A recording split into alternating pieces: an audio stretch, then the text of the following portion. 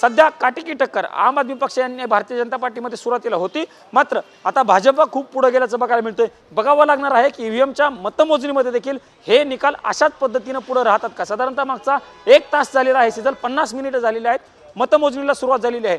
पोस्टलची मतमोजणी पूर्ण झालेली आहे आणि आता ईव्हीएमची मतमोजणी देखील सुरुवात झालेली आहे। ईव्हीएम मध्ये जर सांगायचं झालं तर ग्रेटर कैलास या मतदारसंघामधनं आम आदमी पक्षाचे जे उमेदवार होते सौरभ भारद्वाज, जे दिल्ली सरकारमधील मंत्री देखील आहेत, ते आघाडीवरती असल्याचं बघायला मिळतंय।